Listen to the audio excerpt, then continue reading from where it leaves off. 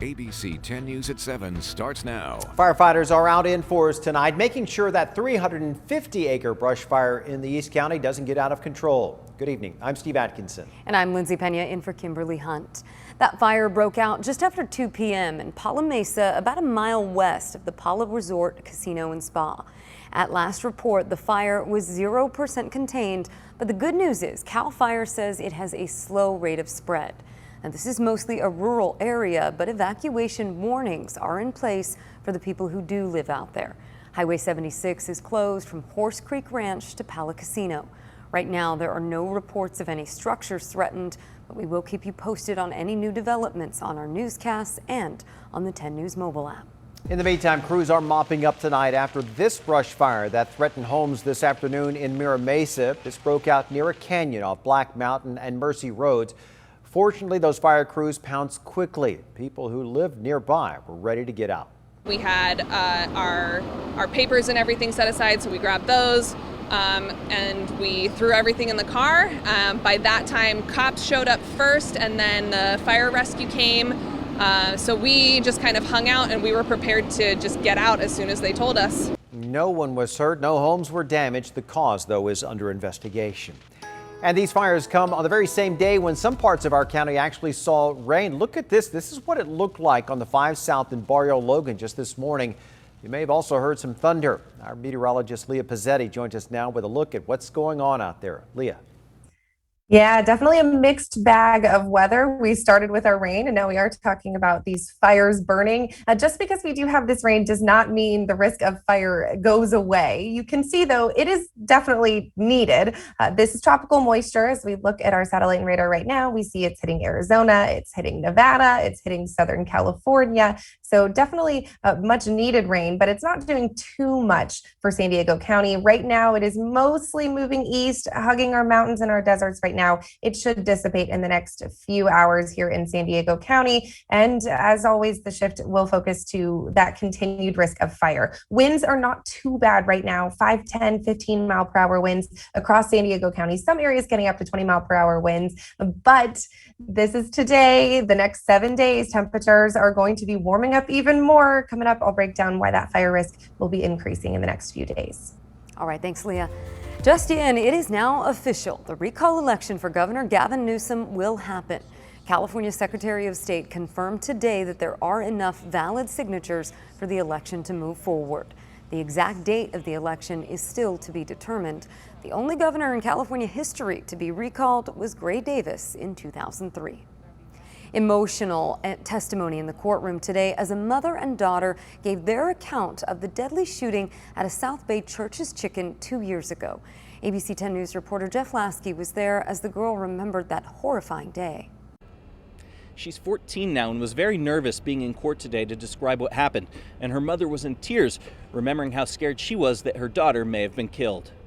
I just remember hearing the noise, and when I looked up, he had a gun in his hand.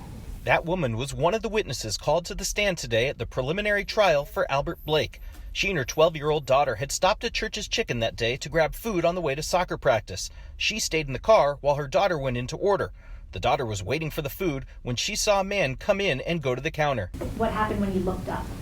I saw him pull it out and start shooting. She said she saw the man fire at one male employee, then turn and fire at others.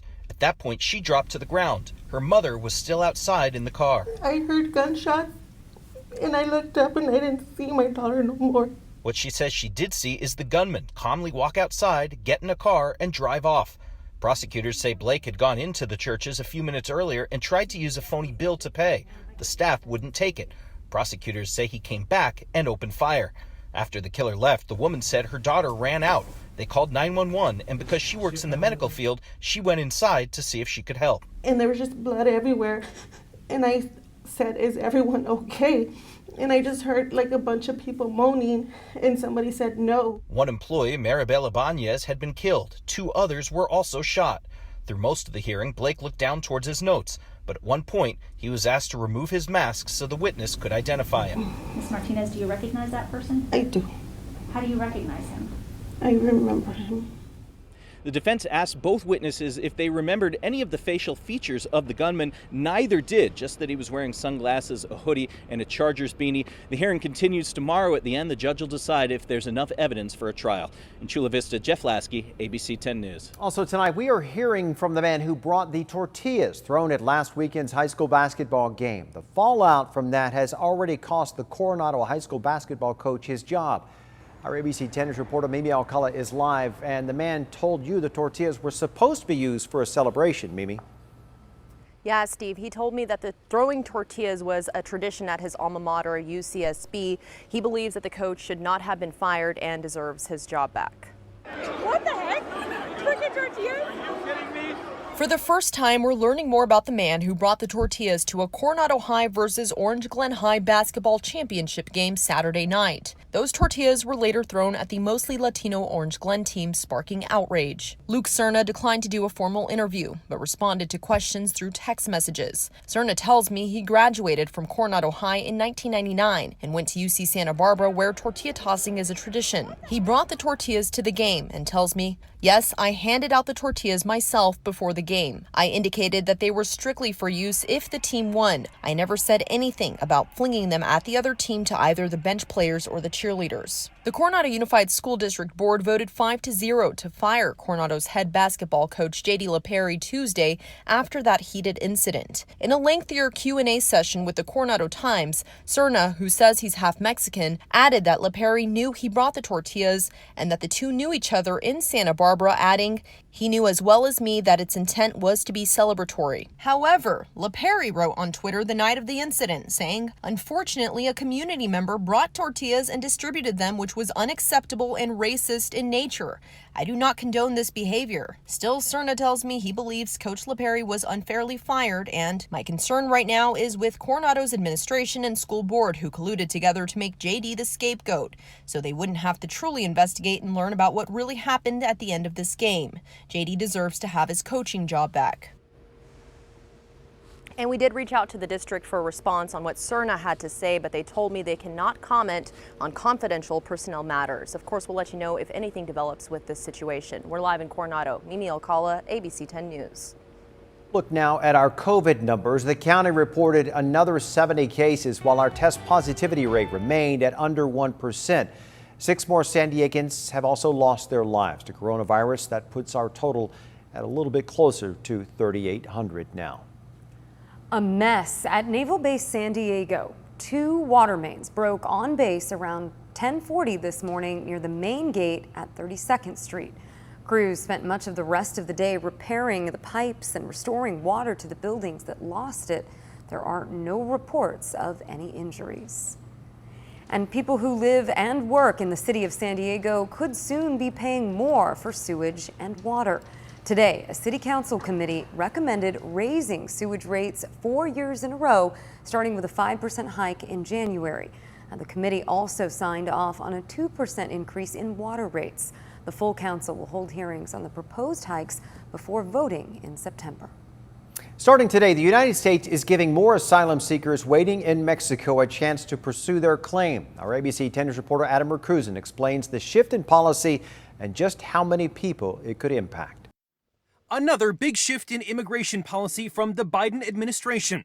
The Department of Homeland Security announcing starting Wednesday, asylum seekers who had their cases terminated or were ordered removed under the Trump administration's migrant protection protocols will be allowed another chance. With this announcement, it essentially opens the door for those people that previously denied or refused access to this to now reapply under the regular asylum channels that we have. Jacob Sapochnik is a San Diego-based immigration attorney. They completely canceled the MPP program in January, which means that they said, listen, we're now sending a positive message saying we want people to come. But what happened a couple of weeks ago is that they expanded who can qualify for asylum, the definition of social groups. According to Syracuse University's Transactional Records Access Clearinghouse, or TRAC, since the administration canceled the MPP program, more than 10,000 people with pending cases were allowed to enter the United States. This is video from earlier this year when 25 migrants entered the U.S. at the San Ysidro port of entry. It marked the first change of the president's immigration policy. Records from TRAC show more than 16,000 people still remain in Mexico waiting for their court hearing.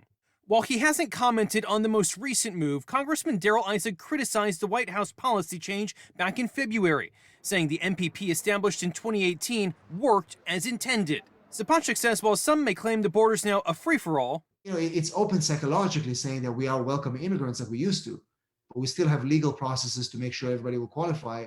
Nobody that doesn't qualify cannot come here anymore. Adam Rakusin, ABC 10 News.